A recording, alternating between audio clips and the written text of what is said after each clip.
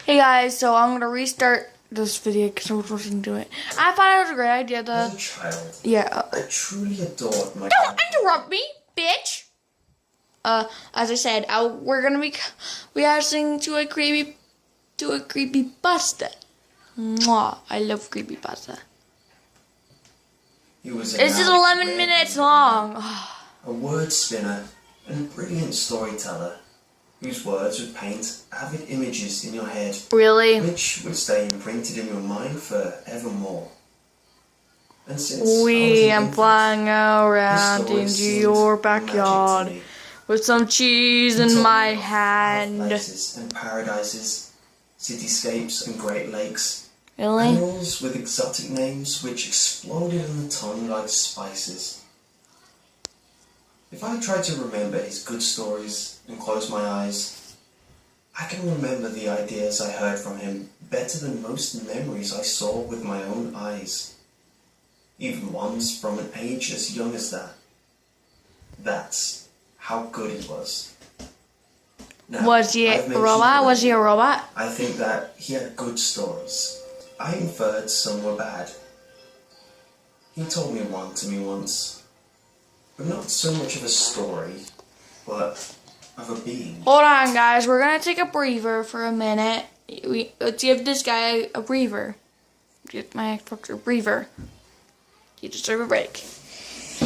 Only a little bit because my butt's starting to get hurt from doing this a lot. You guys can't see my face, can you? Damn it. I apologize.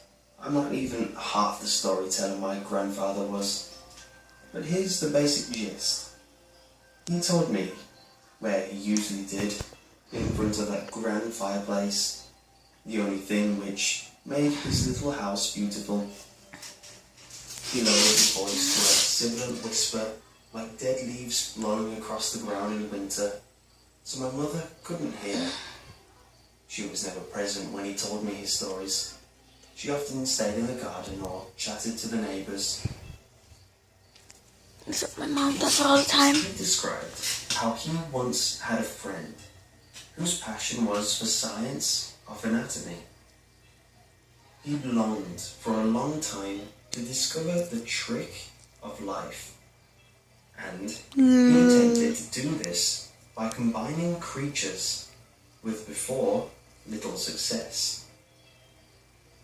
This was disturbing in itself, but this time, my grandfather said, he came to him and said, "I have a new piece. It worked this time. I didn't do all of the work. Most of it I found already like this. But still, come and have a look.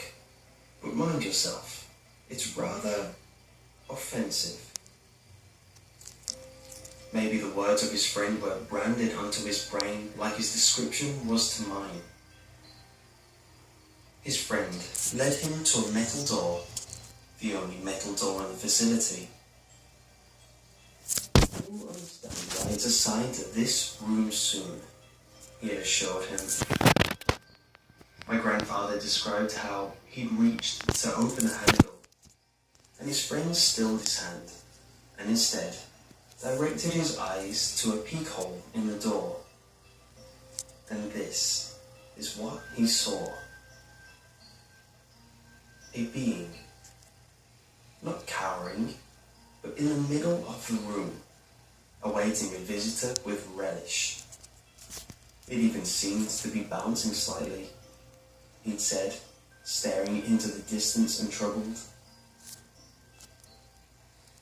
When he noticed its legs were not there at all, but there was only one huge, rusted spring as the base. Like a monstrous zebedee, its whole torso was made from latticed, different hues of skin, sewn crudely together to cover him from groin to head.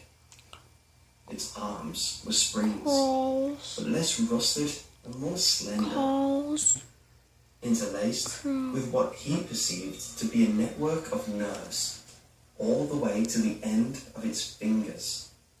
which were actually hooks, stained red. From rust or blood, he never knew. And its head. Oh, the images my mind created of this never left me. A pale ball, bulbous, not humanoid.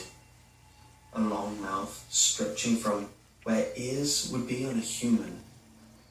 But its black ears and eyes were only holes as big as a nail's head and full of needles, like the ones used to pierce flesh or fabric in injections or sewing, protruding from an inch thick, pale, pink gum, which reflected the light where it reflected off the coating of saliva. The teeth were randomly and doubly lined like a shark's, he said. By now, I remember feeling petrified beyond panic. My child's face must have reflected my feelings.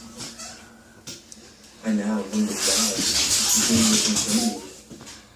Maybe he was too thorough to simply leave the story unfinished. He told me how we'd pulled away from the hole, and at that moment